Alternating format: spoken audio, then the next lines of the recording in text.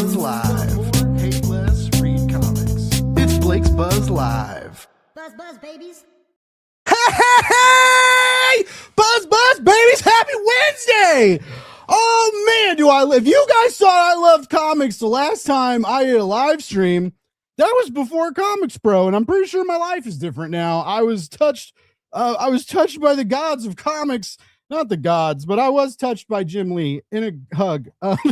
Fuck. I just got canceled, I think. I also said the F word. We are not even live for 8 minutes, so we're not monetized anymore. But hey, guess what? We were monetized anyway, so that's fine. I just want to remind everybody that, hopefully you got some amazing comics. Hopefully while you're bagging and boarding them or doing something fun, you're taking a break and listening to my shenanigans, because I got some cool comics for everybody to check out tonight. We're going to talk about them. But first, a word from our sponsor, and I can't find, there it is. Tonight's show is sponsored by Michael Gecko Adams, who has a new series, Hero, out from Keenspot. To keep up with what Mike's got going on, and trust me, you want to keep up with what he's got going on, get over to geckoadams.com and sign up, and tell your shops to put Hero on your pull list. It's a fun little comic. If for some reason your shop can't get them, you can get over to the Keenspot shop. Snag yourself a copy. There's links in the description. And guess what? Every book we talk about tonight, there's links in the description, in the show notes. So you can click them. You can go to the comics. It's going to be a wonderful time. My goodness. But first, Negative Bird only has a few days left, and there's art drops and all sorts of crazy stuff. So you can hit that QR code or go to the link in the description like I just talked about. Are you listening to me? I can't talk any louder. Oh, I really like this book. I hope you guys check it out. It's only got a few days left. Like a 10-day. We're in the final 10 days. We extended it because we added more pages. More artists came. They wanted to be a part of it.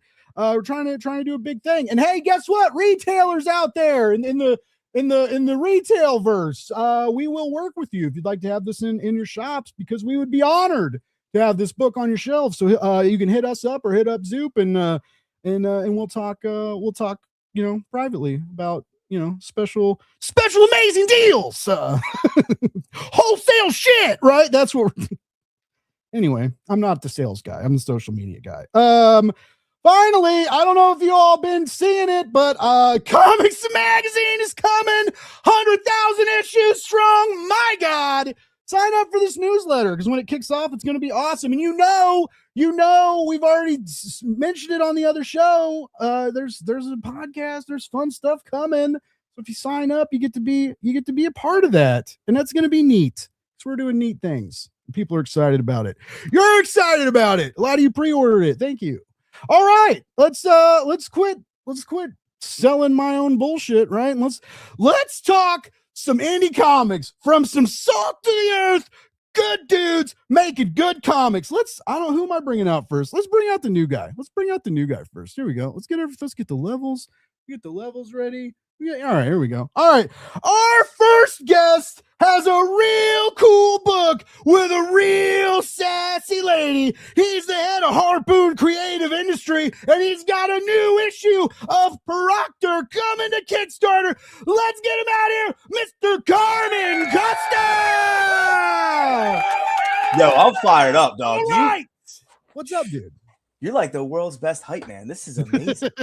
I'm ready to steal a car. This is great. Yes.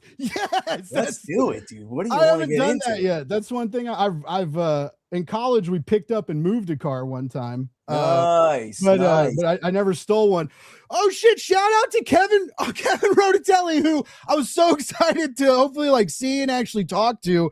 And what happened? We bumped into an elevator. I gave him a big hug, and that was the only time I saw him. But it was just really cool because I just shout out to this guy, because when I talked to him a long time ago on a whole other podcast, he was an indie creator just trying to get a book out, and now he's setting records on Kickstarter, and just I don't know what he's gonna do in publishing next. So hell yeah, Kevin, thanks for tuning in, buddy. All right. All right, we gotta do this again. We gotta do two more guests, folks. You ready for this? All right, let's go. Let's bring out the other new guy. I really this guy's art. It's fun. It's happy. It's just full of enthusiasm. I don't know if you heard about it, but enthusiasm is awesome, and it's all the rage lately, baby. All right, let's get this guy out here. He's the illustrator of it. Super Guy, who's got its second issue on Kickstarter. It's funded. It's rocking and rolling. Let's get Joey Murphy to the stage, baby. Hey, thanks for having me on. How you doing? Doing pretty good. I couldn't tell if you were a fan of my art or not. It's pretty good. Yeah, thank you very much. Pretty good. I like it a lot.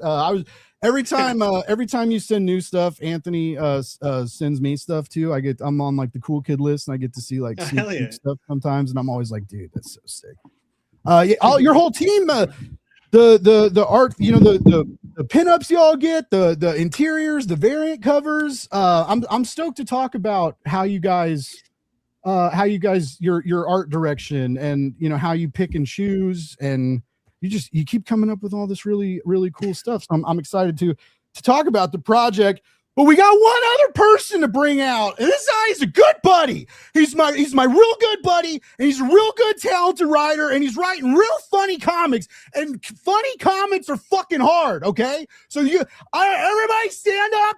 I want everybody out there to stand up. We're gonna bring him out here. You guys ready? It's this Anthony. I am fucking nuts. Yo.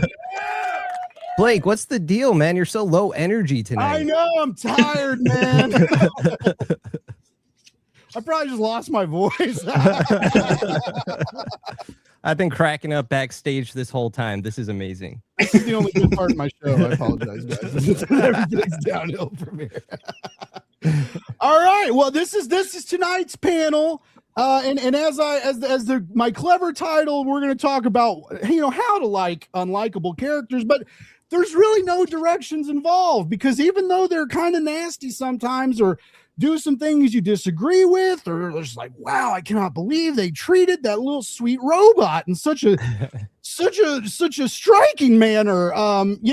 It's you just can't help but stay falling in love with them. You still want to root for them. You think they're, and you, in the back of your mind, it's like you're like, oh, something, like they're gonna come up, they're gonna encounter something, and they're gonna have to overcome something, and they're gonna change, right? And their personality is gonna be different. But then you kind of think about it, and you're like, you know what? It's like, I kind of like the prickishness, and it's because I at times am also prickish, and we're universalized in our prickish behavior, and you all have monetized that, and I love it. I love it. But I guess I'm gonna start off with the easy question. Like Carmen, let's kick it off with you. Sure. It's why put the weight? You're crowdfunding. You're your own marketing manager. You're your own production manager. You're your own story consultant. Hopefully, you're doing everything. Why put the pressure of like, we have to work a little bit harder to get our audience, it's a tact and a strategy, but what made you want to craft your sassy monster slaying protagonist the way you did? So at the time, I'm a full-time teacher. At the time I was teaching Catcher in the Rye, which leads into like the things they carried, and I love Holden Caulfield, especially because the guy, like, he's one of the most unlikable characters in American literature. But then you find out, like, he loses his little brother. His parents struggle to grieve. Because of that, they send him away to boarding school. Like, there's a lot to unpack with that story. And to be honest with you, I think a lot of us have Holden in us in one way or another. But it was around Halloween, and I'm sort of taking stock of all the Halloween stuff. And at some point in time, it wasn't Buffy, but maybe it was Blade. I can't really remember, because it was several years ago. But I remember thinking, like, all of these monster slayers are almost all really, like, they're all really good at what they do. Buffy is the chosen one. Blade is like super elite, like all across the board. Even Constantine, John Constantine is still really good at what he does. You know what I mean? Like, whether you're reading the comics or if you're watching the movie, it's very apparent that this dude is educated and is doing this for it's his choice that he wants to do because he knows he's good at it in a lot of ways.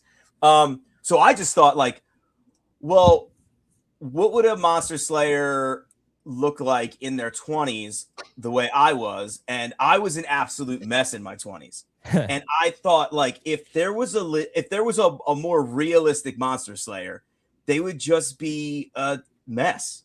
So I really just thought about, like, this, like, kind of alt counterculture. Like, I'm cut from, like, that punk skater underground world in, like, the Jersey, Philly area.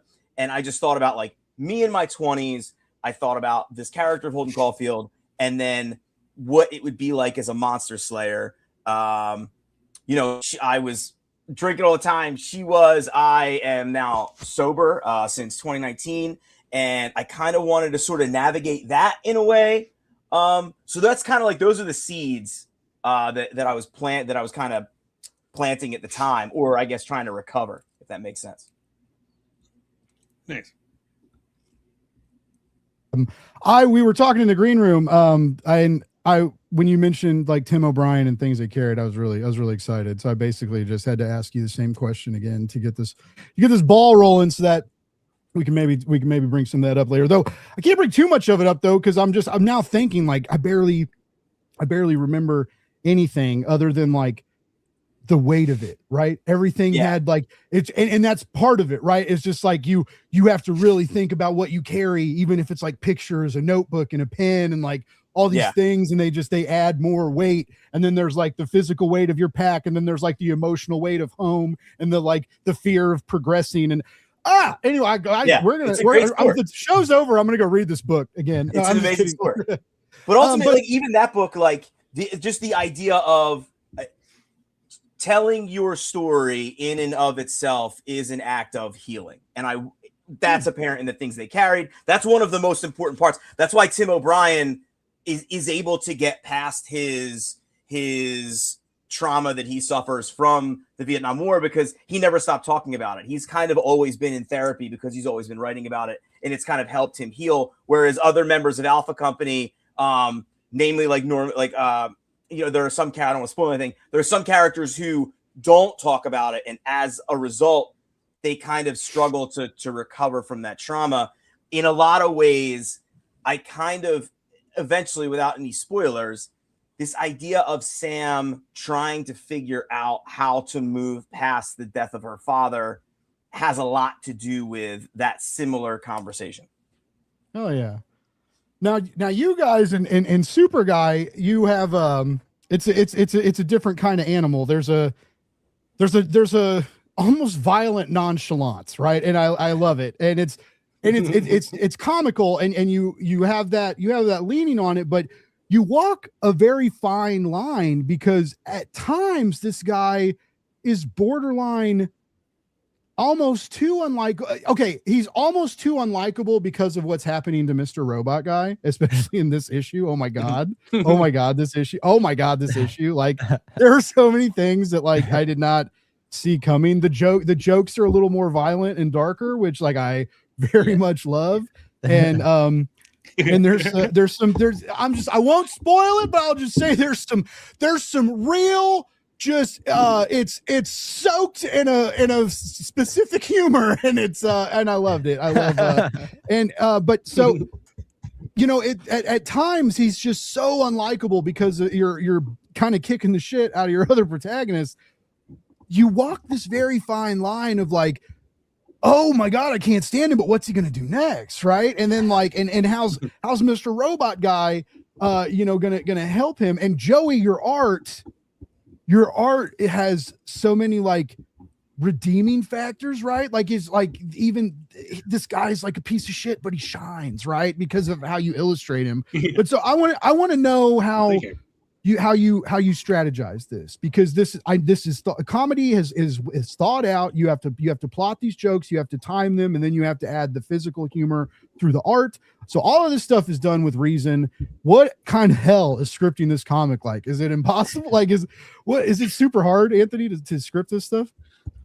I don't feel that way about it because I wouldn't be writing a comedy if that wasn't something I wanted to do and felt like I could do.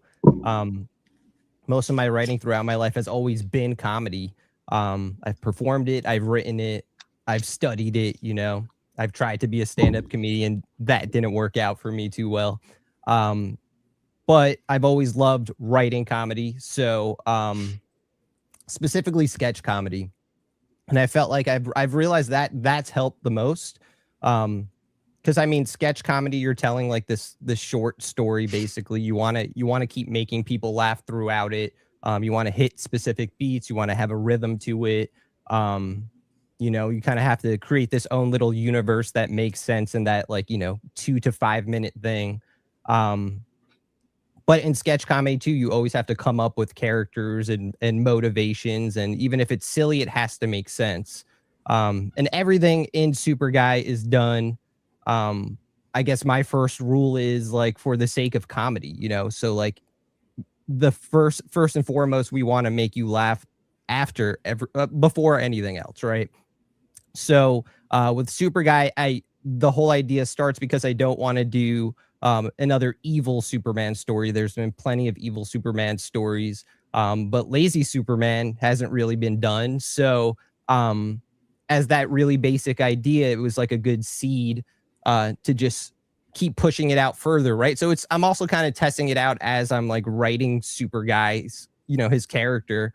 So I know he, like, first and foremost, he doesn't want to save the day. He doesn't want to use his powers. He's going to be late everywhere. He's going to be a coward. But he still has the powers of someone like Superman. So if push comes to shove, he will use them. And I figured, okay, what's the best situation for him to use them when his ego is threatened, right?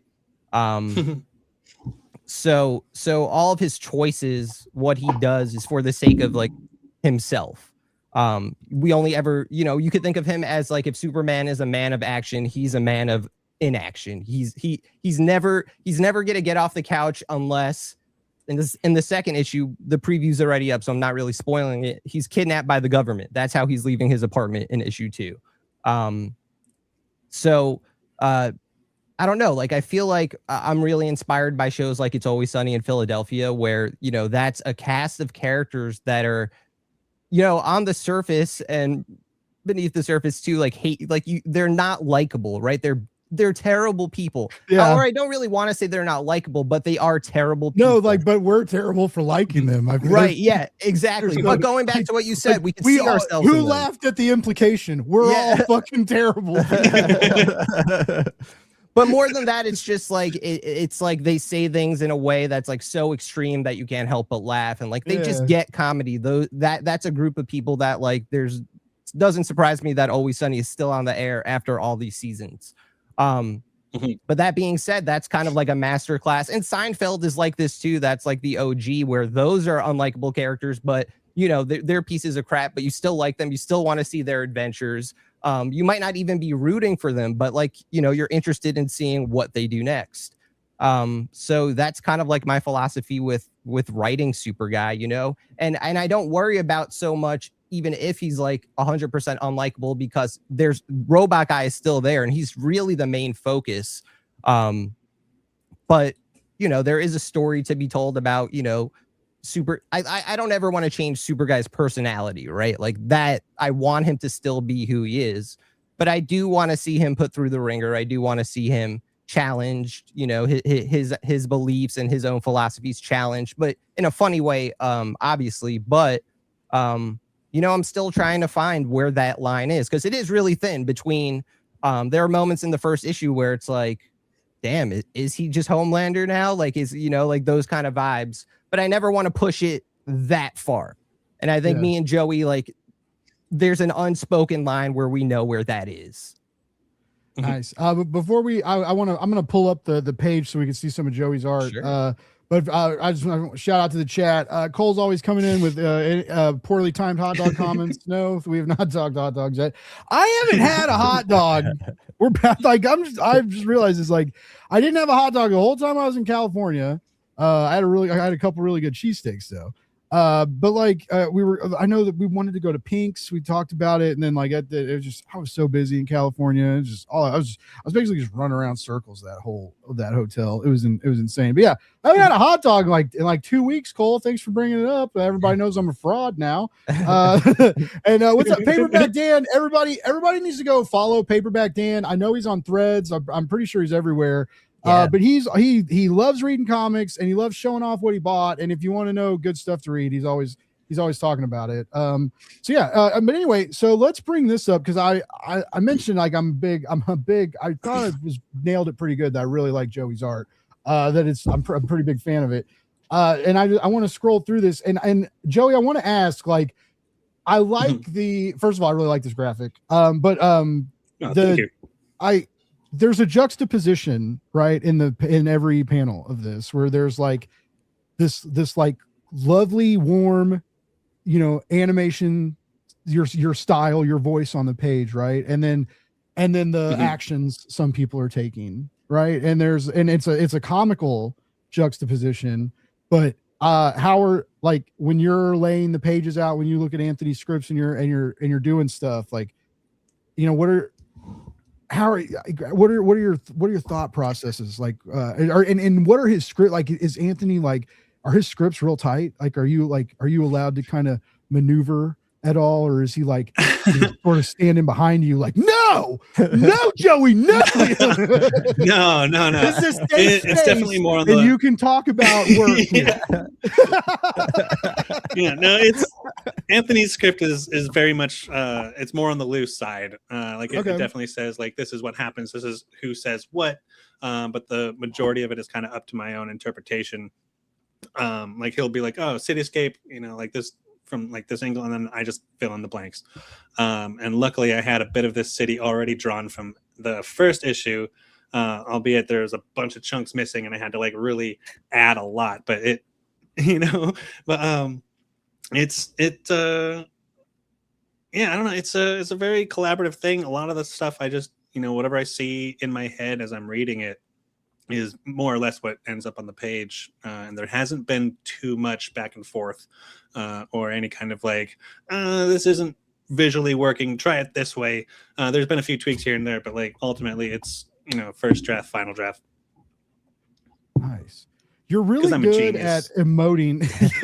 You are though. Like the way you like emote with like eyes, especially like Mr. Robot. There's a beanbag chair joke, right? And he's like, and he like has this little thought, and his eyes, he's in the king. Yeah, he's got the scepter, like, but he's like dreaming of it, and his eyes get real soft and kind of like curl upward just a little bit. You're really good at nailing facial expressions on a faceless robot, and it kind of blows my mind, and I really really like it. But also like the president's daughter, this ridiculous like hulking form, and then there's moments of like violent tenderness, I guess you could call it, like later, and it's just I don't know, it's very intriguing how you pull all this stuff off. This was your like kind of first comic book project. Am I understanding that right? Or did you do comics before this? This was my first major, thing. I'd done a few like smaller projects for myself in the past, like on Instagram with like Inktober and whatever. But as far as like getting this out to print and like getting it into the hands of people and like campaigning with the Kickstarter and everything, this was mine. Maybe Anthony, I don't want to speak for Anthony, but yeah, definitely my first like bam big comic project. Yeah, no, this was definitely my first too, Joey. Yeah. Hey. I didn't realize you guys put the piss jugs in the Kickstarter page. I was trying to not talk about it. No, yeah, we felt like that was like the first big joke. So like, we had to give people a taste of that. Gotta get a taste.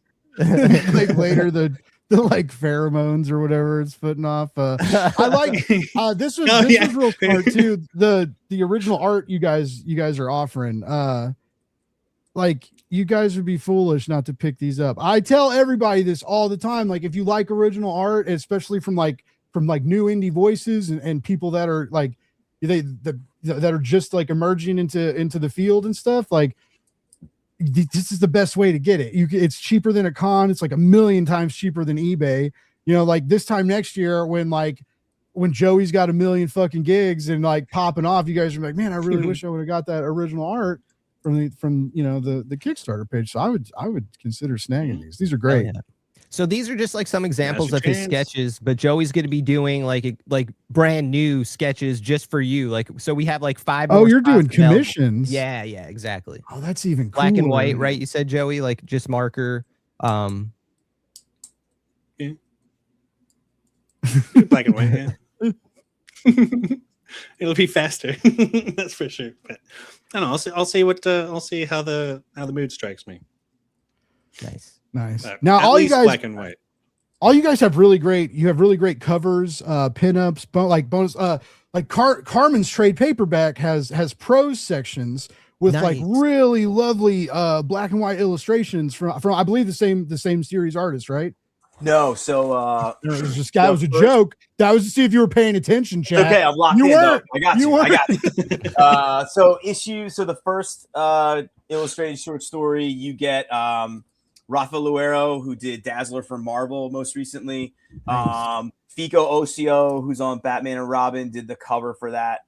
And then for the second illustrated short story that's in the trade paperback, it's Gerardo Gambone, who is, I believe he did Gargoyles for Dynamite, and he's on something else that's just about to get announced. And then Gambone has since stayed on and done like almost every cover B since then. If you've ever followed the campaigns, I do these like movie cover swipes. So he's gearing up for like the final movie cover swipe for issue 6. So I'm pumped for that. Yeah, I'll bring up issue 5 so we can scroll through the last campaign page. While I do that, I wanted to. You guys all have like really good eyes for variant artists and things to include on your campaign, right? And I really dig how different they are from the series artists that you use on the interiors, right? But I think that's good. Like that striking visual difference. Like I think like I see a marketability in that. But I'm curious, like what your thoughts are on how you find the, like, is it you scroll across someone on social media, or does your friend like DM you 1,000,000 times and tell you like you should get Adrian Calera to do a variant cover for your comic? That was me. But how do you guys scout your art? So for me, I initially just go to whoever I'm a fan of. So I had, and then more importantly, like I always offer the work to the folks I've already been working with. Like if I've been working with you before and you want to cover B, for sure it's yours. So like so far, Gambone has almost always gotten, well, that's that. If you scroll up a little bit, that Slay All Day, that's Andrea Scalmazzi. He did Dune for Boom. Nice. He came on, so he's like the original cover B. Yeah, that was cover covers. Yeah, covers sick. That was cover B. So it was always like it was Ricardo, my primary guy, and then Andrea, and then I was just online like looking for stuff, and Gambone struck me as like having some really cool art. So he has since stayed on because I'm just a fan. You know what I mean? And we work really well together. That's I think something else too. Like the people that I have a relationship with, how the networking goes. I get a lot of recommendations all the time. I'm at a point now, which is real cool, is like people ask me if I have work that's open. For issue 5, I'm really happy to say that I had the privilege of working with Rod Rice, who just did so if you scroll down, you'll see Rod's cover. He did people who don't know, he just did the Ultimate Endgame blind bag. He also did Cowl with yeah, dude, he's a beast. So that's the Gerardo Gambone cover. We did cool. That's good, Pulp dude. Fiction cover swipe. Yeah, thank Pulp you. Fiction. And then if you scroll down, that's the Rod Rice cover. So I kind of look around. For issue 6, Gambone's coming back. and Andrea Scalmazzi's coming back because I really want for issue 6 like a Scalmazzi sort of answer to the issue 1 cover B. So you can kind of have those things juxtaposed. So that's kind of how I find my people. Gambone, I DM'd on, like, I messaged him on Threads because I saw he's from Salerno, Italy, and my wife and I had just spent time in Salerno, and it's just like a little port city outside of the Amalfi Coast that a lot of people don't go to. So I was like, "Yo, number 1, your work is dope. 2, I love your city," and then we just hit it off from there. Oh yeah, that's cool. What about you, Anthony? First of all, I know you think you told me before, but like, how'd you and Joey connect? And I mean, you've got all these pinups and variants now. You're in your 2nd issue, man. Like, it's impressive, all this extra art you've accumulated so far. Like, how you finding these people? Other than having a good friend DMing you about Adrian Cleric several times, just mentioning that would be a good idea. No, well, first of all, Adrian, like, I like his art. Like, the first time I saw it, what was his first comic? Shoot, I forget the name. I love this. It's not the Sitter, but Travoki, like that. Yeah. So that I was like, Trakovi, what is this? Trakovi, I think. Trakovi. There we go. Yeah. And I even we're ignorant Americans, Adrian. I'm sorry, bud. Sorry, dude. We don't get it right, man. But I like even saw it in like my local comic shop. I don't know, like, it just sticks out so much. And part of like my philosophy with like choosing a variant cover artist is like, I want a diverse lineup of art. Like, I want each cover to be as different as possible. Speaking of, is that original cover art behind you? So it's actually, so this is the first, it's Joey's cover and Ahmed Rafit's cover from the first issue. And for Christmas, my wife just got it like this special comic frame, and she put them in there. Yeah. So Ahmed Rafit, like, the way I met him is just like, I've seen his art on Instagram, like, and he's like really communicative online. So like, if like I liked his thing, he's like, "Oh, thanks for sharing." And then I'm like, "Yeah, just like something like that starts like we talk a lot, right?" Like I've he works with Kevin Smith on Quick Stops. That's really cool. So like that was like another, like, I like everything he's done, I just gravitate towards. He posts like art pretty much every day. Like, I don't know if you guys have seen it. He did like a Star Wars piece recently. He's done a lot of Hellboy stuff, Batman. Like, I just love his style. Yeah. And that's part of it too. Like, I want each artist, like, I just felt like he would draw a great super guy and a great robot guy. And he did. Same with Adrian. I just feel like their styles lend themselves to super guy's universe. And then Andrew Drillin, it's kind of weird. Like, I kind of forgot this happened, but I guess he knows someone that my mom knows, right? And like years ago, a decade ago, I think she commissioned him to draw me and my wife as Daredevil and Elektra. I was like, what? No. So I have somewhere, like, I could send that to you. It's kind of nuts, but I'm Daredevil, she's Elektra. This is the one that shot, awesome. And I love it. I love this, right? But that's wizard shit. Yeah, the hyper realistic pinup, like this one. I love, like, Robot Guy took me, but just like okay, like, this is kind of what he would. This is what Super Guy would look like if he was like, he was not as animated. And this was trippy. I love this. Yeah. So everyone actually who is a physical backer gets that for free. So you can hang that on you hang that wherever you want. That's amazing. Yeah. I would hang it up somewhere. Also, shout out to K-pop junkie. Katie's awesome. Another really cool indie comics Kickstarter focused YouTube channel y'all should follow out. Does really great things for the indie community. What's up, Katie? Also a supporter of hot dogs. And I appreciate the hot dog love, even though I'm a fraud and haven't eaten them in 2 weeks, but maybe my body's happy about it. It's not. My body's never happy. I ate a bunch of tacos. And they were fried tacos as well, so it's fine. It makes them healthier. All right, so you guys are real good at picking art. Joey, do you get any input on some of this? Because on some of my other friends, like I have a couple friends, my friends at Ruination, their colorist is actually like handles most of the art direction. for them, and you know, so like, is it are any of these like your finds? Have you found anybody that did a crazy super guy that got thrown in? No, not really. That's more Anthony's forte. He's deeper into like the comics community than I am, so he knows the people and he knows all of that. I like you, Joey. You're like, I'm just here to fucking draw, man. Okay. Just let me draw.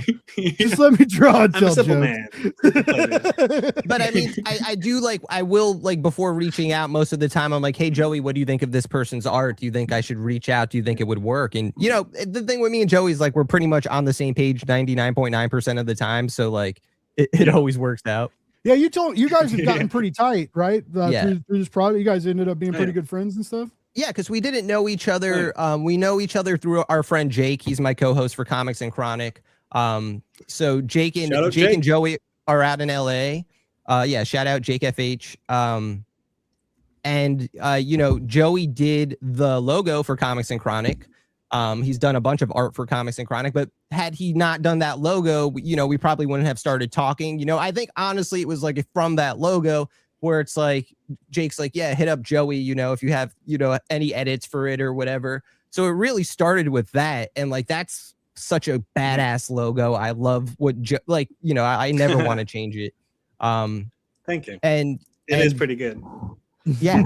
No, it's amazing. And it's just like things like that. Like Joey was on Instagram.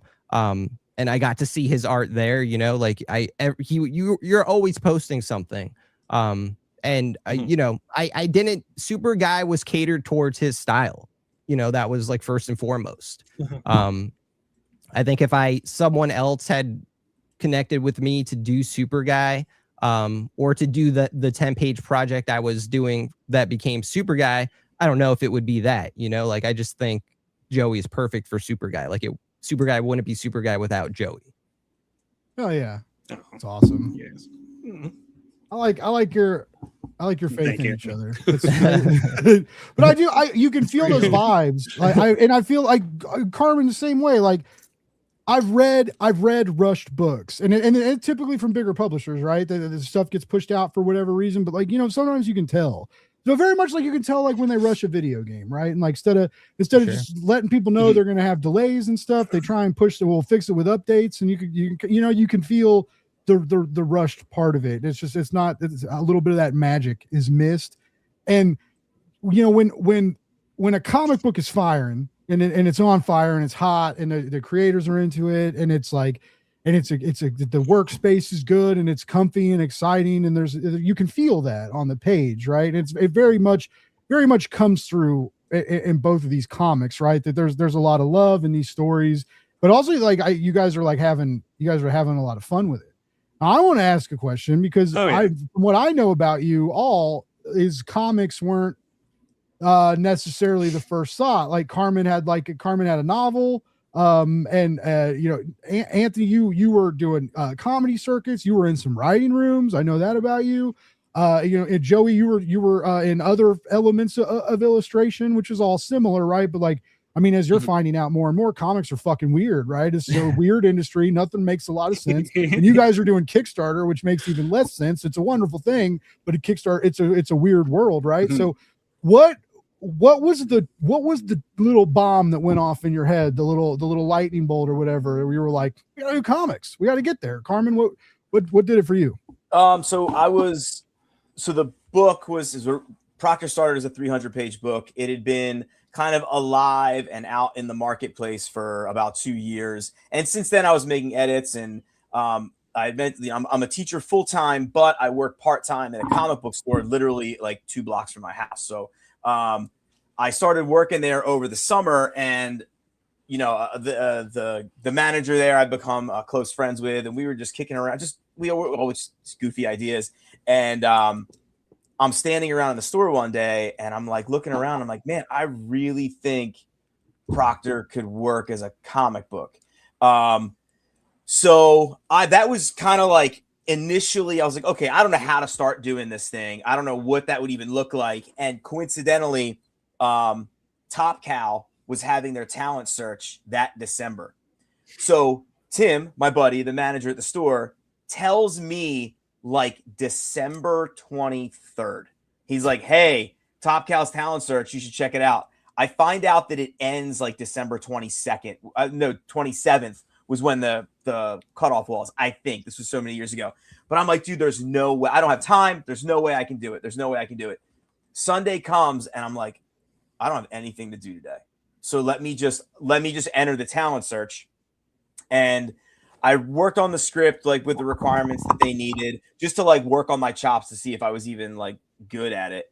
And I submit. Everybody submits. The window closes. The guy running it encourages all the artists to post their work. And Ricardo was also in the talent search. He posted his panels for the talent search. I wrote underneath of it, if you don't win, this is a scam.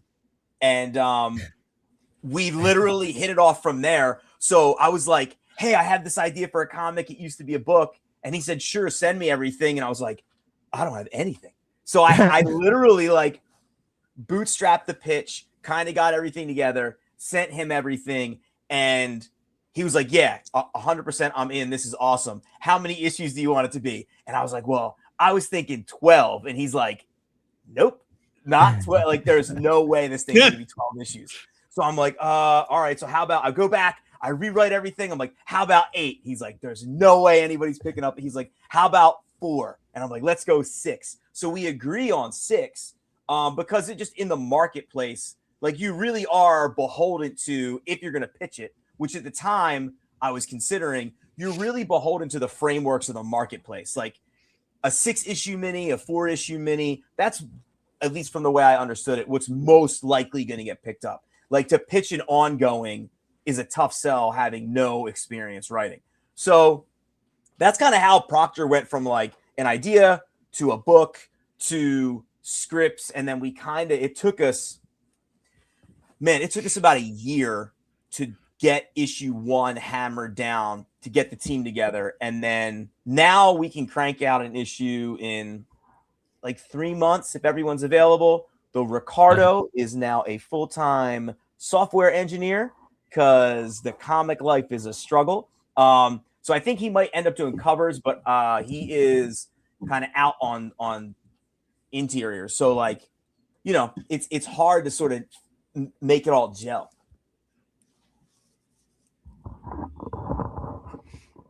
I think you're muted. Yeah, I know. I can't, like, God damn it. But the controlling schedules is hard. It's a lot, and you can't, you know, like you said, people got to eat. We got to take care of their families and stuff. You know, sometimes you got to take other work, or real. I know what we do is real work, right? But you always call it the real job, right? The typical, you get paid every other week, and there's taxes are taken care of. There's security in you know, a salaried gig that you know, he's around my age. He's got a wife. He's got 2 young babies at home, and I totally respect that and understand that. He's still one of my favorite artists of all time at this point, which is really just feels good to be able to say that I've worked with him for so long. We've worked on these scripts for so long. I think script number 1 had a ton of notes initially, and by like issue 3, I kind of felt like I was stealing, because I would like, this dude had real estate in my brain. Like he really was, like, we were so dialed in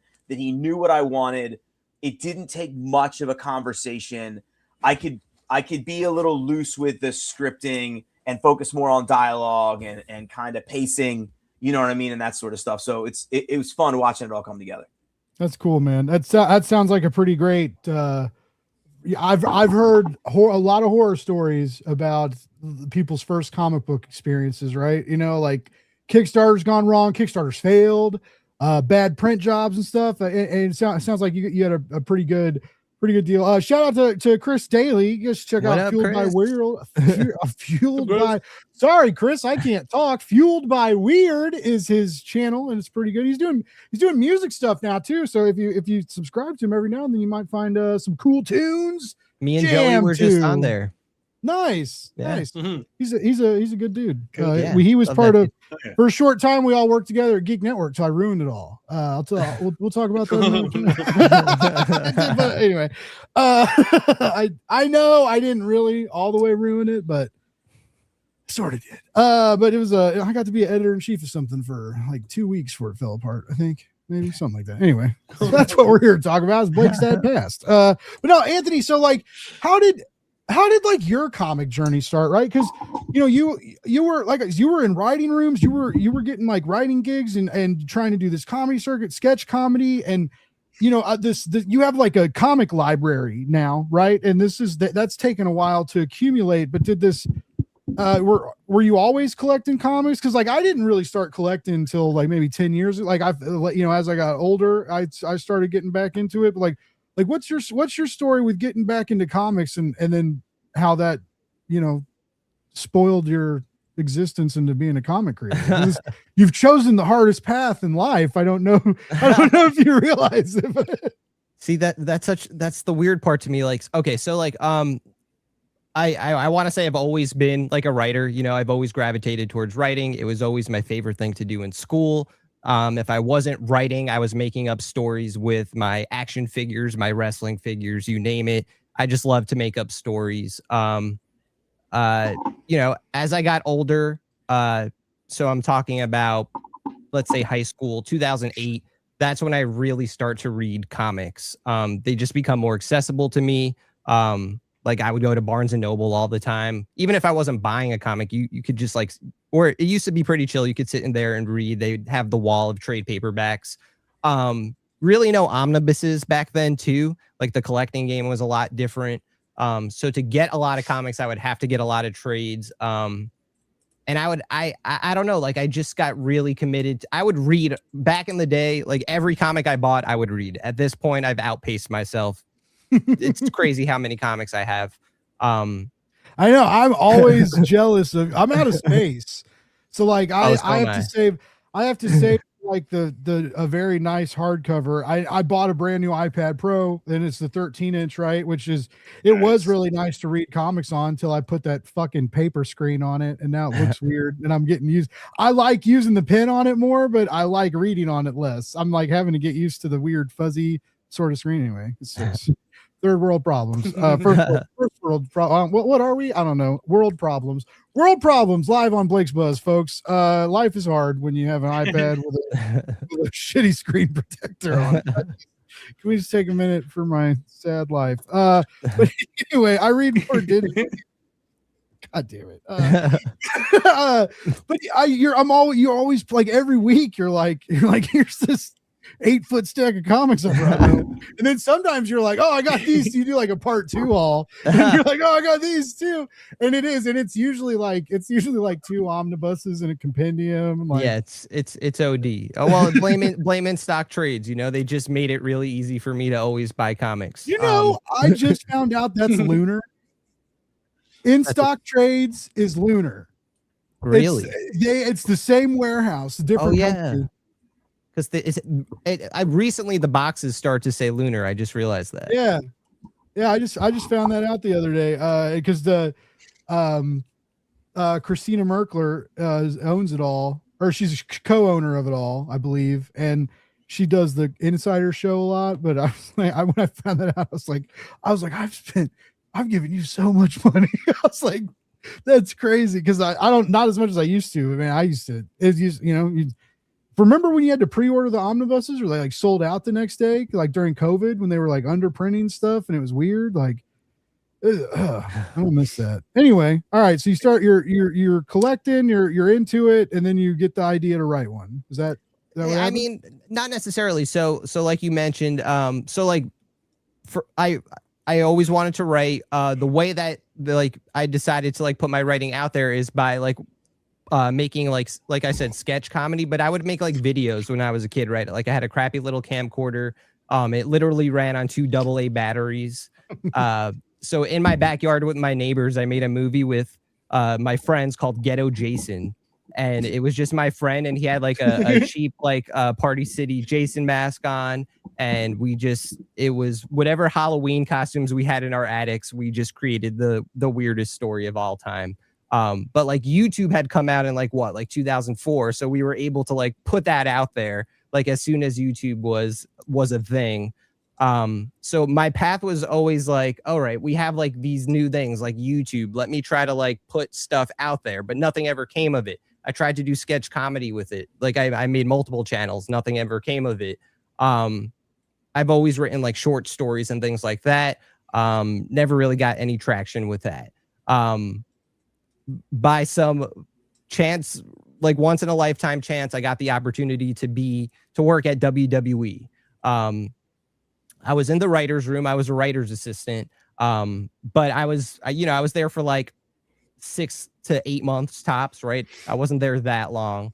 And, behind the scenes, whatever I was doing, there wasn't much writing involved. It was very much like PA intern work almost. Obviously, I was getting paid. It was a cool experience. I did get to write certain things, but like, you're not writing a real script there. It's not like that. But I did go to college to be a screenwriter at first. I've written a spec script. I've written a movie script, a few spec scripts actually. All that being said, like that I've written stand-up sets too, things like that. All that being said, none of those succeeded. It's all failure, right? Like the failure that taught me a lot of things, made me a better writer. So I don't want it to sound like I tried that, I failed, so I'm moving on to the next thing. I still write those things. I still, like doing it, but comics, that's always been, like I said, since high school, I'm reading comics. So, but it was always so mystifying to me, and I couldn't see a path to make one. Like, then I did the podcast, Comics and Chronic. I start to learn more about comics and how they're made. I start to get deeper in the comic community, meet people like you, Blake, a lot of people behind the scenes that just, we talk, and like I start to learn things about making indie comics and running a Kickstarter. Like Blake, no doubt you've taught me all I know about Kickstarter. And I think our campaigns have been stronger for that, like no joke. Hit me up, Blake.t.morgan. And I'm not just Actually, saying that. Don't hit me. I'm fucking drowning right now. Don't hit me up. But I'm not just saying that because I'm on your show. Like that is the 100% cool. Truth. And so like, I think it's just been like a long journey of like gaining skills to be like, okay, I feel confident enough to make a comic. But even still then it was like, well, how do I make one? I need an opportunity. Now I know that's not necessarily the case, but anthology pops up, 10-page story, connect with Joey, boom, Super Guy is born. Then me and Joey say, all right, let's make our own. Let's do this. Let's make it as a series. So now, this is like where I'm up to in the journey, where it's like, okay, I can now see that we can make a comic, put it out there ourselves, and get people interested, and actually do the thing. So like as a writer, this has been so fulfilling because I've been able to get my writing out there finally to like an audience, and it's like, I feel like it's a decent sized audience for like newcomers on the scene. I feel like people like recognize what we're doing. I don't know. I still feel like, that imposter syndrome, like, calling myself a writer, I cringe a little bit in my head as I'm saying it, but it's really all I've ever liked doing, so. Yeah. That's so I want to address a couple things though, because you said like you tried it as a comedian and as a comedy writer and failed or whatever, and but you have a pretty popular, if you play the podcast percentage game, you have a popular podcast, sure, right? Yeah, like because there's like there's like millions of podcasts that like don't even, it's like it goes, I don't know, like if you know what I'm saying though, it's like almost no one listens to them, and then like if you get like a handful of listens a month, you're in like the top like 40% or something. Yeah. So anyway, but like you have a popular podcast and it's very funny. And I know it's not just you, it's you and your friend, but like I challenge anybody, whether you like marijuana or not, to listen to these guys like legit tell you that fucking Jaws isn't the best shark movie. and that it's fucking what's Deep Blue Sea? I was gonna say Deep Blue Sea. There you go.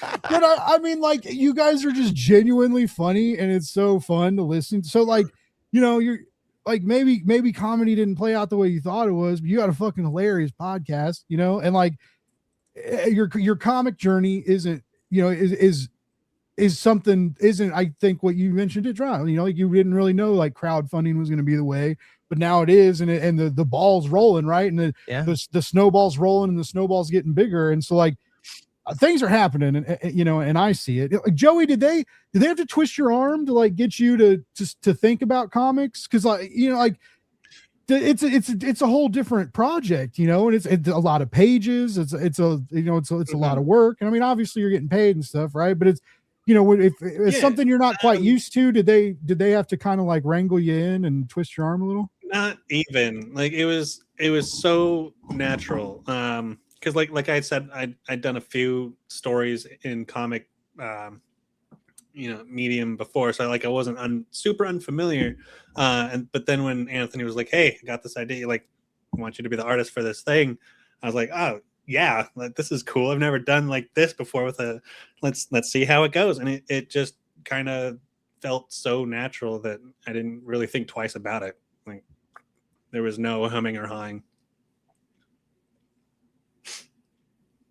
I caught myself though. I had it muted for just a second. I was just about to say. No, but that's cool. That's really cool. Because like I said, I can feel excitement on the page, right? It's palpable, and it just, hell yeah. I just can't imagine how fun these like like I said, just the way you make this little robot emote. And I still can't believe you covered him in piss, but that's okay. You know, I'll get over it. I'm just really, Robot Guy is my favorite to draw. I love doing him. All right. If he's or was there any remorse in what you did to him in issue 2? Because there's, you guys, like, I mean, like, what happened in the script, man? You were like, we gotta cover him in piss, kick him while he's down, and then feed him to the Pink Hulk. Luckily, he liked it at least. Yeah. Oh shit! Spoiler. Sorry. He's super into it. Yeah, he loved her. Yeah, no, like I mean, isn't it true? You know, we love seeing our heroes go through the ringer, right? So like, I think it's more. You know, again, it's for the sake of comedy. So he's getting put through the ringer, but it's in a funny way. You know, and also, you know, it's the package. It's the hero's journey, right? Joseph Campbell, he says in chapter 1, bottles of piss, they get thrown at you. You have to accept it. Oh shit. Carmen, do you ever, so I'm gonna tell a quick story of my friends who did By the Horns, which is a comic scout that went to Kickstarter later, but it's a very good fantasy comic, and they always they always hit up them, and they're, because you know, not safe for work covers are the deal, and I will spin, because Carmen, you said something to me earlier that I thought was cool too. Because Carmen, you mentioned that, you know, he's done pinup covers, right, which are totally but no everything's safe for work, you know, and you've accumulated a good bit of funds on Kickstarter just making regular comics, which is, it's crazy. It's gnarly.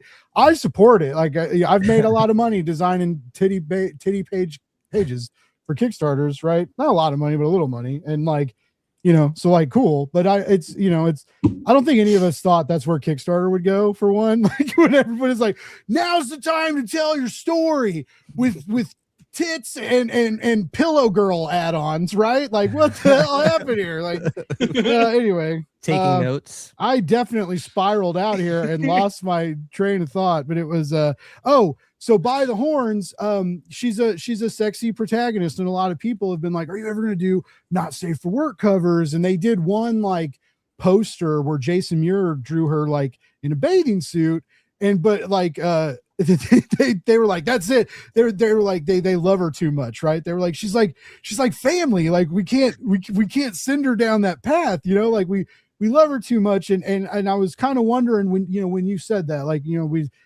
this is the path we've decided to take on Kickstarter, if that's kind of how you feel about Sam, and you put her through a lot, right? And she goes through a lot. You literally throw monsters at her that like cut her up, and she bleeds and she gets hurt, you know, like do you ever, when you are in love with a character like that who also has pieces of you in it, as you've mentioned, right, or in her, like did you ever feel like you're throwing too much at her and you're like, oh wait, maybe I like this hurts? No, I mean, because she's not really good at what she does. Like she gets away with stuff, but like She eventually has enough friends that kind of help her out. Like I think the tougher stuff is the emotional weight of what she, again, not to echo back to it, but like the emotional weight of the stuff that she carries throughout the story is the heavier stuff, and that's on purpose, right? Like that was deliberate. It's another reason, I guess, to echo back, like why, I don't know, man, like to each their own. For like, and this is not a criticism, it's just I'm just speaking from my position in the marketplace and what I believe in, and the cloth, more specifically the cloth that I'm cut from.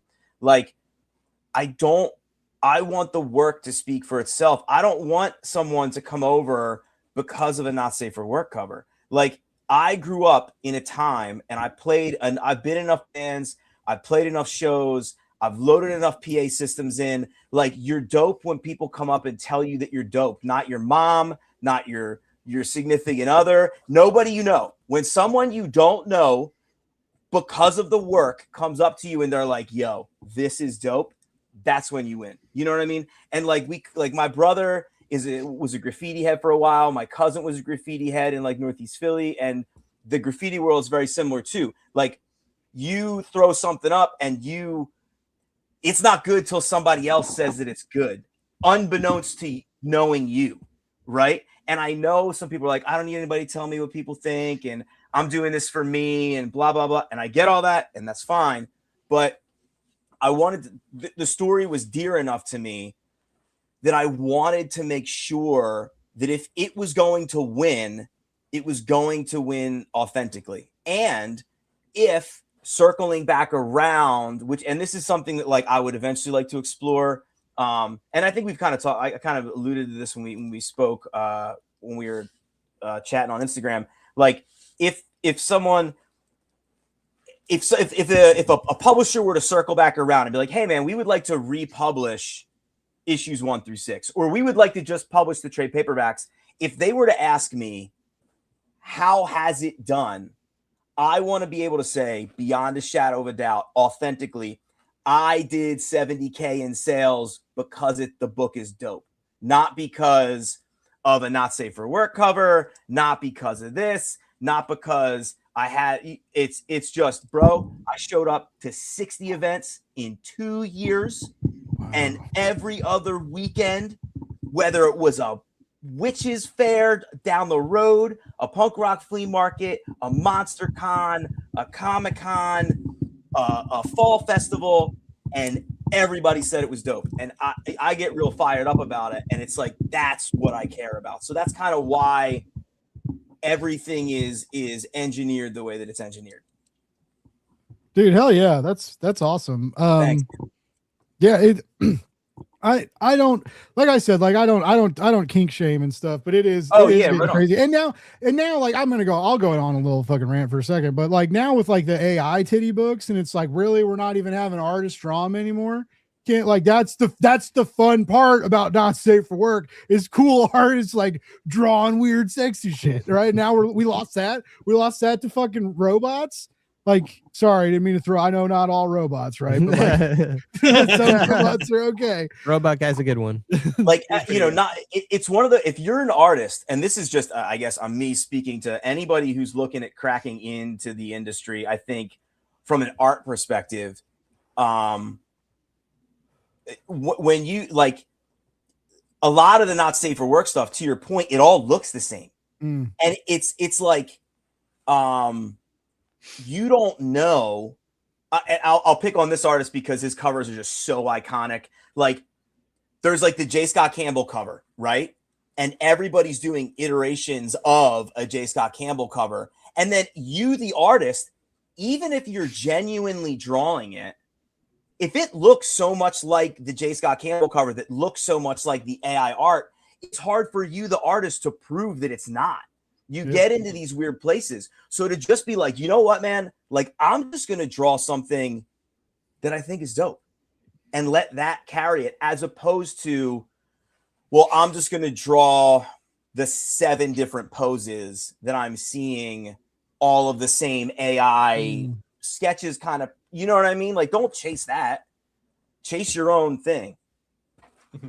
That's a good. Well said. That's yeah. I agree. And I also want to bounce because you mentioned how like when like when you're because I think everybody saw my post about like when my mom talks about my sister's cats, but like no one in the family knows I work for Comics and Magazine. It's just like and and it's like, yeah, we don't I understand that. And so I had a lot of like big moments last week for me, like, but there was this one real like this I was going downstairs to like hang out with people, and I had it was cold in California, right? So I brought a hoodie, and I had my Blake's Buzz Love More Hate Less Read Comics hoodie. And I keep thinking of rebranding but with like hot dogs in mind because of this hot dog thing's kind of taking over my world. But I like after this weekend, I was like, I can't like maybe I don't know, maybe I could have a hot dog shirt that says the same thing, but it's just, the buzz and the B kind of makes it anyway. But so I'm wearing this hoodie, and this woman in the elevator, she's like, I'm just like playing on my phone, and she's like, I love your content. And I'm like, she's like looking at me, and I was like, what? She was like, before Comics Pro, I did I had a few like people who'd been to Comics Pro a few times to like give advice and what to do because it can be overwhelming and shit. And she was like, oh my God, yeah, like that comics panel, like we watched it, it was great. So I was like, that was like really cool. I was like, holy shit. And then like I bumped into several people who like I'd never met, but like knew me from like from working with Adam on Comic Industry Ints, because I'm on that show every now and then. And then like some people knew me from Blake's Buzz, which was crazy. And so yeah, like I got that like outside people I've never seen before were like, oh dude, but yeah, and I was like, wow, that is like way better than my mom liking this magazine. When somebody else puts the crown on, and when somebody else just recognizes you and they don't owe you anything. Yeah. They have no obligation to come up to you and offer you anything. And they decide that in their busy day, in their busy life, they want to acknowledge you because they feel like it's important enough to them to make you recognize, hey man, keep going. You're doing something good. This is special. There's nothing better than that on like nothing better. Yeah.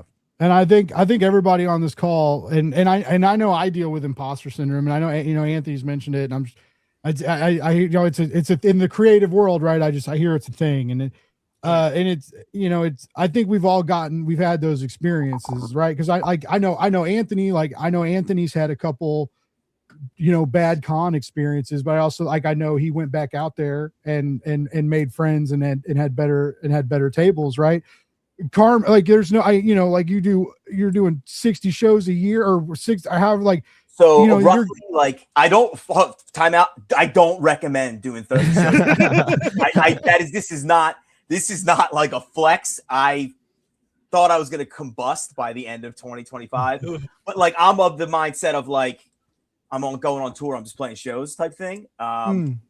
So like yeah, like I did.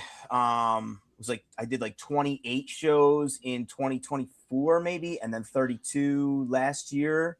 Wow. And yeah, you're finding people like maybe not necessarily into comics at these things and like putting that in their hand maybe.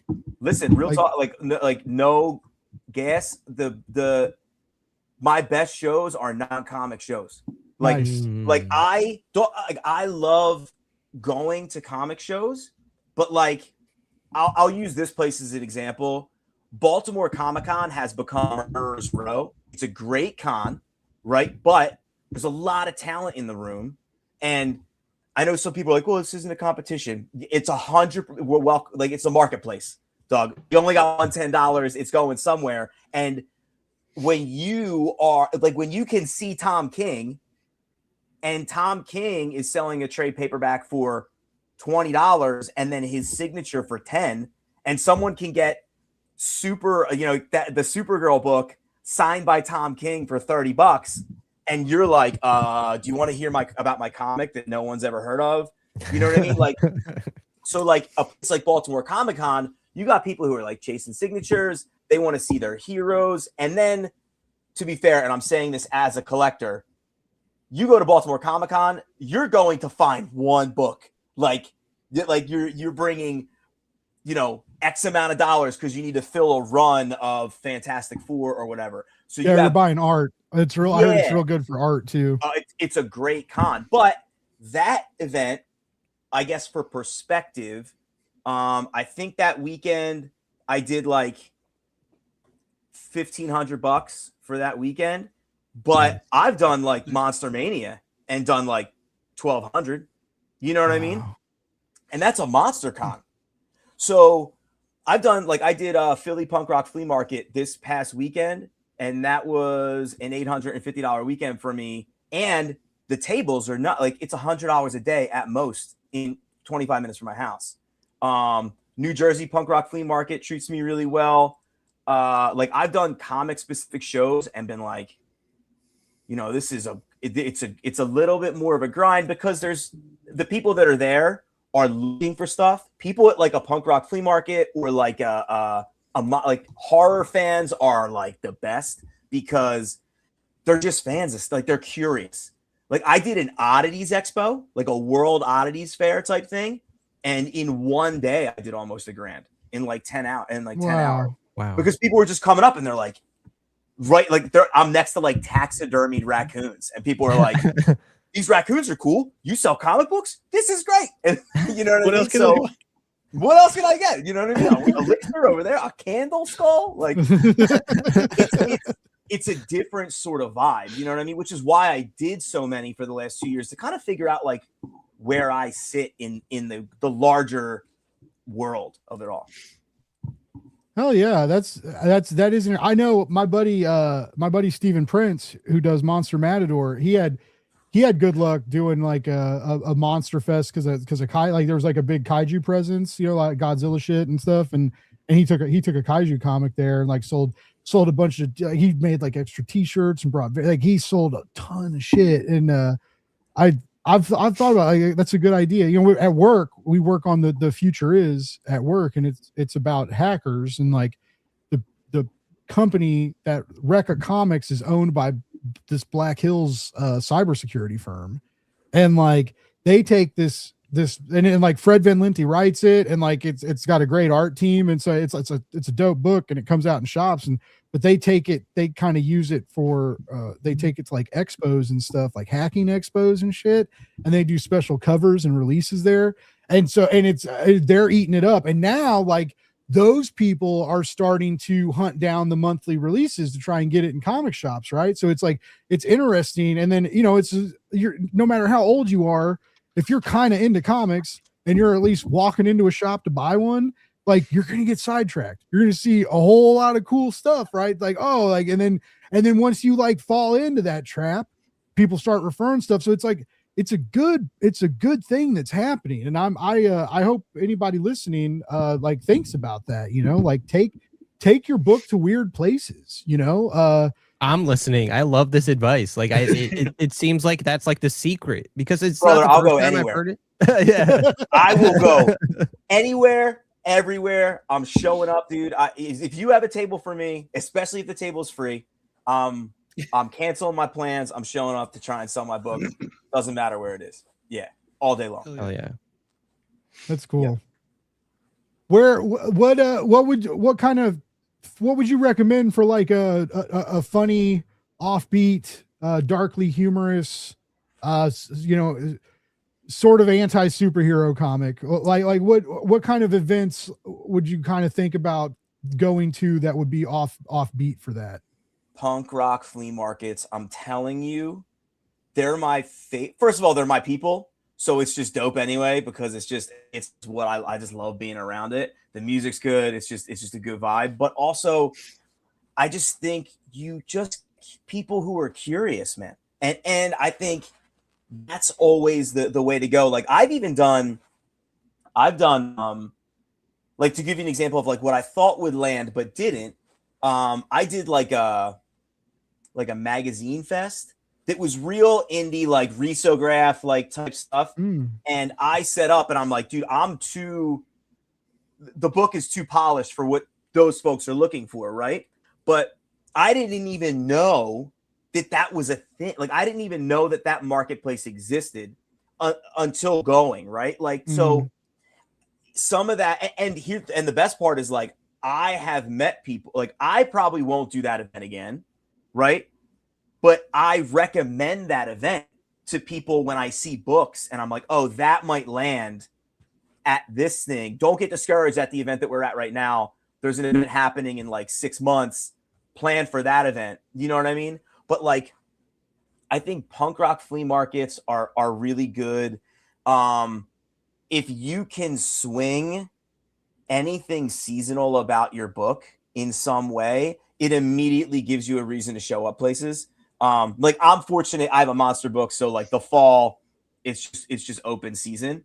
But like my book actually, it takes place during Christmas, and so and like Philly's in it, and Philly's decorated in Christmas, like the Christmas market is in the book. So like if there's a winter event, like the New Jersey punk rock flea market folks do something called Wreck the Halls, which is like all Christmas event. And like, you know, I just decided like that would work, and that it does, right? So I mean, this is like super guerrilla, but like go on Facebook and just start searching like fairs, like any type of fair or market. Like I drove 2 hours to Lancaster, PA to do like a Star Trek convention. And like my book is not Star Trek at all. But it ended up being an $800 weekend for me. And nice. And like, you don't know unless you show up, right? Because people were walking by and they're like, well, I was going to go get signatures from the people from Land of the Lost, like the original Land of the Lost. But like, I have a nephew that loves vampires, or I have a niece that loves Buffy. You know what I mean? So like, you just don't know like, I think sometimes we okay, so it's not high school, right? You're allowed to like more than one thing. I think sometimes we think that we're locked into this. This is what it is, right? So I'm only permitted to exist in these spaces. And we forget that like, it's not either or, it's and. And most of the time, folks like this and that might just be your thing. You just don't know until you go. Interesting. I've always thought so. Like we do like plaza art fairs and stuff in Kansas City, and I've always wondered if like what it would be like if like you set up like a comic, because there's a lot of art in a comic book, right? There's so much art in it, you know, but it's different, right? But it's still it's very much a celebration of art, and I could kind of see like you know, I've always thought of if it would be beneficial to like set up at something like that, but like you said, like fairs and shit is a great place, one that I wouldn't have thought about. I still remember I had a friend who I hit up thinking they got a publishing deal, right? Because they did a Barnes and Noble signing, and they didn't. They just called Barnes and Noble and asked if they could do a signing as like a local creator. And so like a lot of places, you know, books, there's like cool local bookstores, maybe not even necessarily comic book stores, especially single issues harder. So like, you know, this may not help you guys as much, but like once you get a graphic novel and stuff, you know, maybe that's a little bit easier to get to do a bookstore. But yeah, like I agree with all that. Just places you wouldn't normally think, and then also places like that you think you shouldn't. Right? If there's like a deal that's like, oh, they wouldn't want me there. Like, how do you know that? You know, like maybe you shouldn't think like that. There's an event in Manayunk, which is a city like right outside of Philly, and every year they have something called the Manayunk Art Festival, and they shut the whole street down. It's like 100,000 people in foot traffic, and they sell they sell booths, but you can't buy a booth unless you're an artist selling original artwork, right? So like I can't buy that booth, but what I can do is buy a table that a restaurant is selling in their alley to create this little sideshow market. So if I initially was like, oh, it's the Manayunk Art Fest, it has to be you need original art, I don't have my business. If I just shut it down right there, I would have been out. But just through networking, asking questions, and talking to people, and fortunately people reaching out to me and hearing about these chatter about these things, you're like, oh, maybe there are these places that I can do. Check like local bars, like breweries.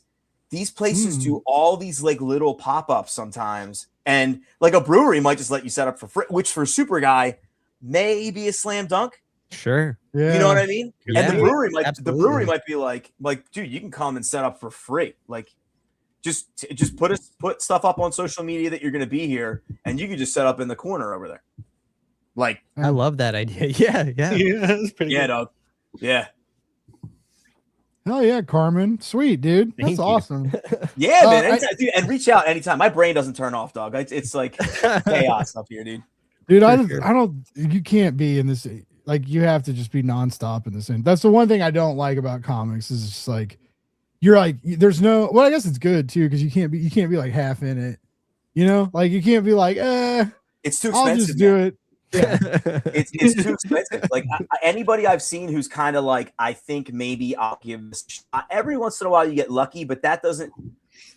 Now having lived in this stuff for almost 4 years now, like give or take, and like planning, going to shows, talking to people, blah blah blah. You kind of see who exists and who like kind of perseveres, and it's like any folks who are like, yes, sort of, maybe if the book doesn't get finished. They don't do enough events to sell the stock they have, so they get discouraged, and they're like, now they just have boxes full of issues in their house, and they're like, I have 1,000 copies of this that I can't sell. So it's just like the go thing. You kind of velocity, it wins, I think, in a lot of instances in this business, for sure. Oh yeah.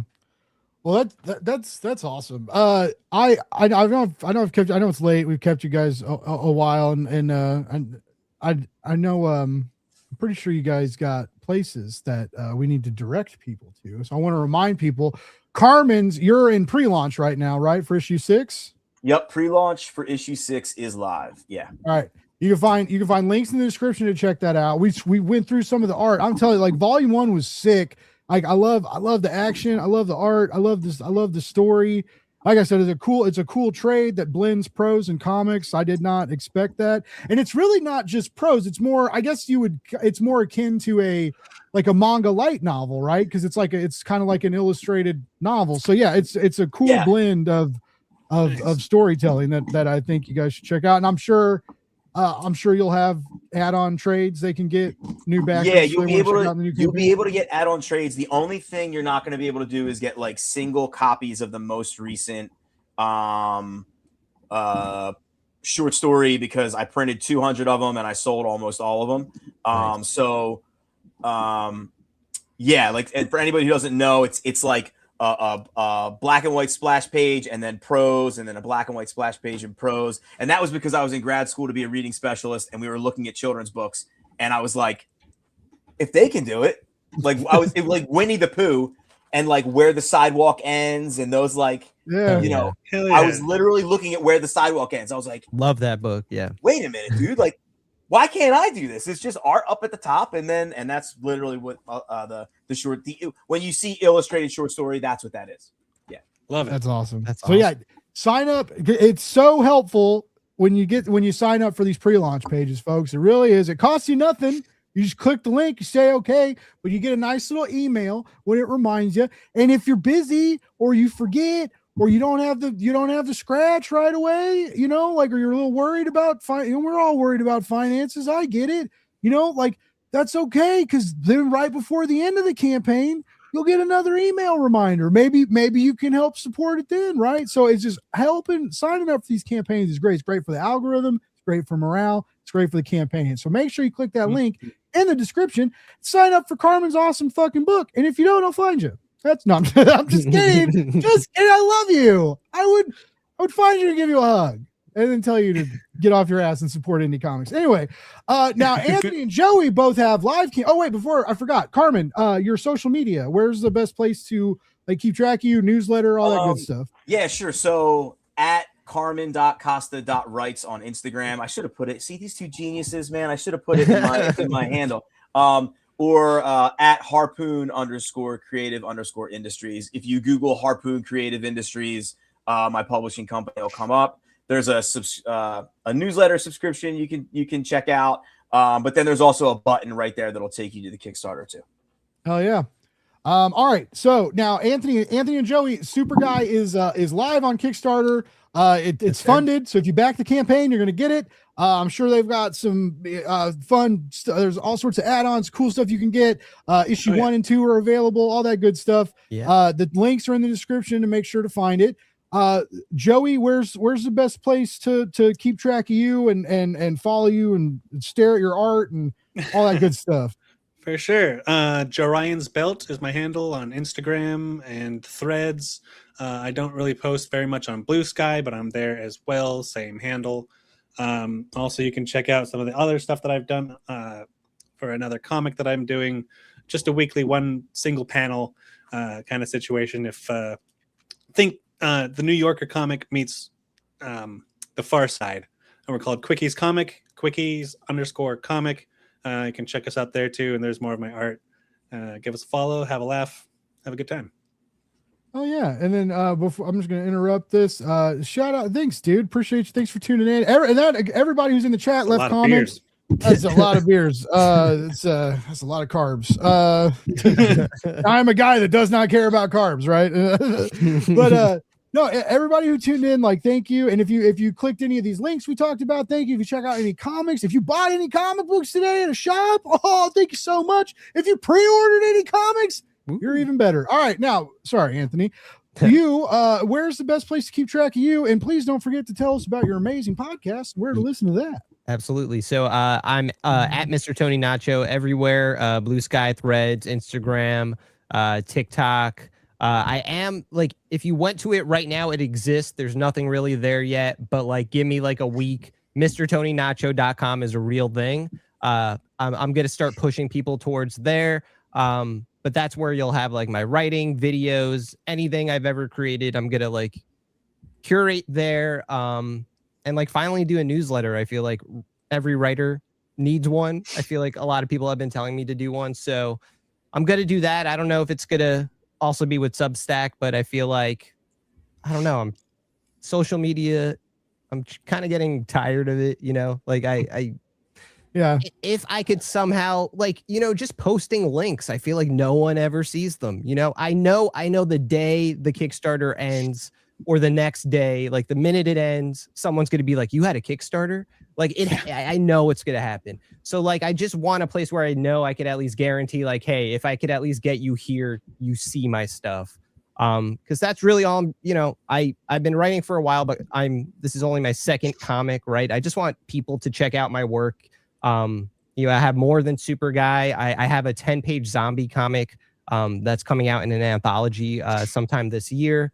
So I'm working on other stuff too, but you know, I love helping the comic community, sharing things, meeting new people, new writers, new artists.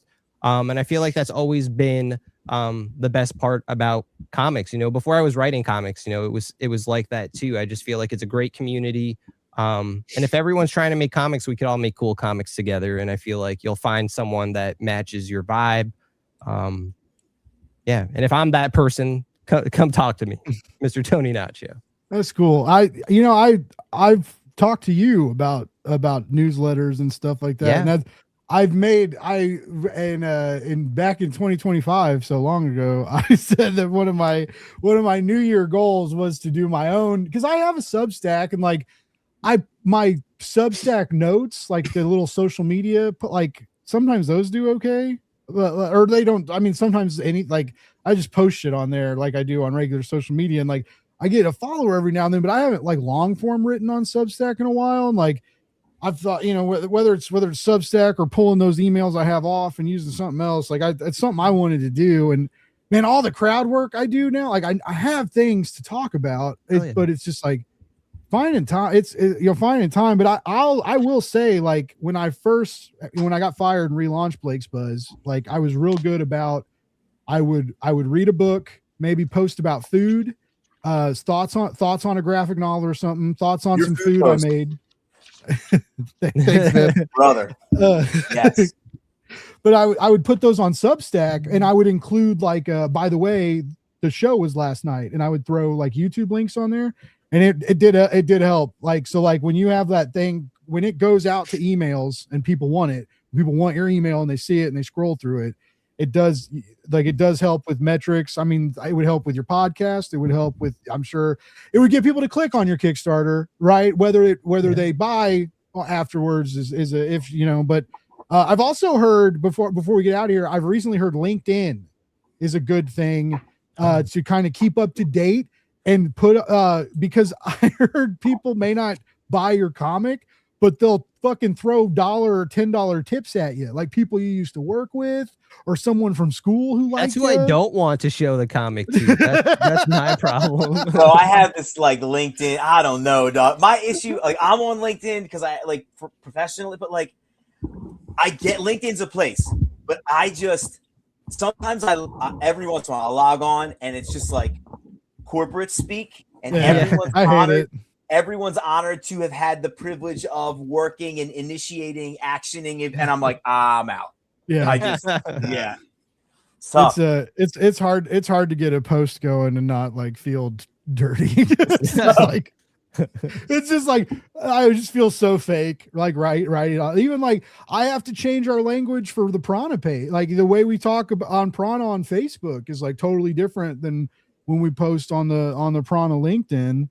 So yeah, it's weird, but yeah, I heard if you want to squeeze dollars from your old coworkers or classmates, it might be good to just post about your comic every now and then. But yeah, everybody's still listening. Thank you, and you know, I really encourage you to follow all these guys because they're good dudes on social media. They're good people to follow, whether it's intriguing, funny posts about comics. Great posts about art. You know, they're good follows. They're add to your stress feed, like just occasional breaks in your doom scrolling. I appreciate following y'all anyway. Yeah, it's whatever we all do for the rest of the year. I wish you all luck in your website endeavors and your newsletter endeavors and your comic book making endeavors. And if you start doing weird shows, I hope your tables go really well. Before I release you into the whatever and let you go home. Is there anything we missed or that you guys want to shout out or say before we end the night? Yo, I don't think we actually talked about the topic of this podcast. We did it. We did not. That happened. Anything you want to talk about? What you mean, like the title of this thing? How do you like unlikable protagonists? You ignore it and you end up liking them anyway. There's the fucking lesson. We learned a lot of things though. I think Carmen taught us a lot about tabling in places where you think you don't belong. Like I'm gonna remember that. I'm gonna remember that forever. The bees have come up. So I'm gonna just say, guys, it was really great to have you on the show. As always, I say this all the time, but I always mean it. You're welcome back anytime for future projects or just to nerd out and have fun. Always appreciate good people to talk to. So follow these people, check out these campaigns, and you know what? Folks? Support indie comics, because what else are you gonna do with your money? Like bills? Oh, you pay down your credit card? You're just gonna build it back up again with more ridiculous comic book purchases. So just give these guys your money, right? Anthony's got another fucking mouth to feed. But congratulations, by the way. Like, this dude's just popping out comics and babies left and right. We gotta help him. We gotta help him in his growing family. All right. Love more, hate less, read books, be kind to each other. Like it's not hard, but for some reason people are making it real hard lately. All right. It's just let the love go around, support your friends, right? If your friends do cool art shit, share it on Facebook. Don't just scroll past it and ignore it. Leave a comment, share it, put a like. It all helps. Okay, can you just